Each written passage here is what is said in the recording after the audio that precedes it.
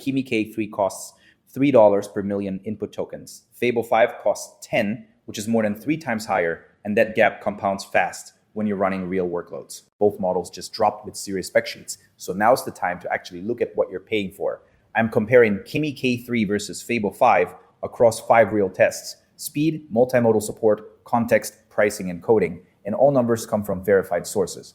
No vendor spin. What surprised me? The cheaper model might actually cover more of your workflow than the expensive one. But there's one specific engineering use case where Fable 5 still has a real edge, and it could change which one you pick. So this comparison is really for anyone choosing a model to run at scale, whether that's an agent pipeline, a coding assistant, or a multimodal app. Because pick the wrong one and you're either overpaying by 3 to 5 times per token, or you're missing the capability you actually need. And both of those are real costs. All right, so test 1 real-time speed. Slow output tokens are painful in a way that's hard to overstate, because your agent loop is stalled. Every second of wait time is dead time in your workflow. And if a model takes over 100 seconds just to return the first token, that's not a minor inconvenience. Kimi K3 via Fireworks hits 165.1 tokens per second with a 13.22 second time to first token.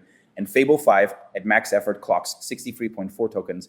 So on screen, those numbers look pretty far apart. Take that with a grain of salt though, because these numbers come from completely different test setups. Kimi K3's speed is measured on Fireworks, a specific fast provider, and Fable 5's number is from max effort mode. So you're comparing different conditions and the gap is kind of a black box. The raw numbers look like Kimi K3 runs away with it, but because the setups aren't comparable, I can't call it. So this one's a tie, and the scoreboard sits at Kimi K3 0, Fable 5 0, 1 tied so far. Now, test 2, multimodal input support, and this one has a really concrete failure mode where you're building a pipeline that needs to process video footage, you pick the wrong model, and you get back an error because it just doesn't support that input type.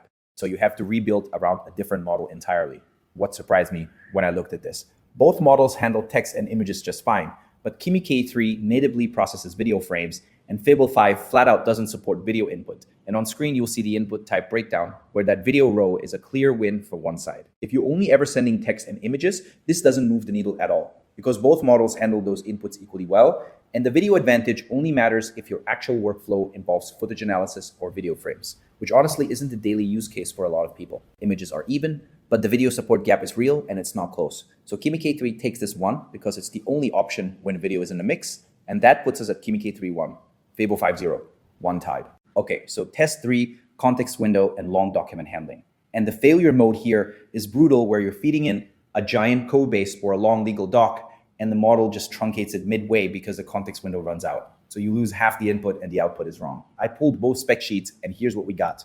Kimi K3 supports 1,048,576 tokens of context, and Fable 5 supports 1 million, which is basically the same. And Fable 5 does have a documented 128,000 output token limit that's useful for long-form generation, while Kimi K3's output limit isn't publicly specified.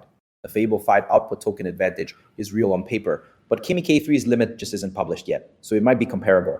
And we just don't know, which makes this more of a known versus unknown situation than an actual win for either side. Both are sitting at about 1 million tokens of context. Fable 5 has the known output limit, and Kimi K3's is unspecified, so I can't score it, and it's a tie, putting the running total at Kimi K3 1, Fable 5 0, 2 tied now. Test 4, pricing and token efficiency, and this gets very concrete very fast, because you run a high volume pipeline for a month, you look at your API bill, and it's 3 to 5 times higher than it needed to be because you picked the pricier model, which is not a rounding error. When I pull the pricing pages, Kimi K3 is $3 per million input tokens, Fable 5 is 10, output tokens are 15 versus 50, cached input is 30 cents versus about $1. And the blended effective rate for Kimi K3 comes out to around $2.30 per million, while Fable 5's blended rate sits way higher and isn't publicly listed. 3.3 times cheaper across every single pricing tier is pretty much a sweep. So Kimi K3 wins pricing without question. And Fable 5's caching helps but still doesn't touch Kimi's base rates, moving the scoreboard to Kimi K3 2, Fable 5 0, 2 tied. So test 5, coding benchmarks. And the failure mode here is real, where you pick a model for an engineering task, it looks good on the pricing page, and then it just can't resolve the actual bug or write the correct function, so you waste hours debugging output that was wrong from the start. I dug into the benchmark data, and here's what I found. Kimi K3 scores 67.5 on Deeps WE and 88.3 on Terminal Bench 2.1, while Fable 5 scores 80.3% on SWE Bench Pro. But those are completely different benchmarks, so the numbers on screen aren't a direct comparison. Honestly, this is the most frustrating one to score, because both models are clearly frontier level coders, but they've been tested on different benchmarks where Kimi K3 wasn't run on SWE Bench Pro and Fable 5 wasn't run on Deep SWE. So without a shared test, you're kind of just pulling a lever and hoping for the best. I was expecting Fable 5 to clearly dominate coding given its reputation, but the data just doesn't let me call it because the benchmarks don't overlap. Both are strong. So this one's a tie, and the final scoreboard is Kimi K3 2, Fable 5 0, 3 tied across 5 tests. Kimi K3 wins on 3 things that are hard to argue with. It's 3 to 5 times cheaper per token across input, output, and cache tokens. It's the only model here that natively handles video input, and on the fastest provider, it's pushing 165.1 tokens per second, which is really, really fast for real-time use. Fable 5 has a few real edges. Prompt caching cuts input costs by about 90% for repeated content, which actually helps close the price gap in some workflows. It is a documented 128,000 output token limit that's good for long-form generation, and its SWE Bench Pro score of 80.3% is a recognized independent benchmark for complex engineering tasks. Going in, I was expecting this to be closer, but what I actually got was Kimi K3 winning on price and modality with 3 ties and 0 losses for Fable 5.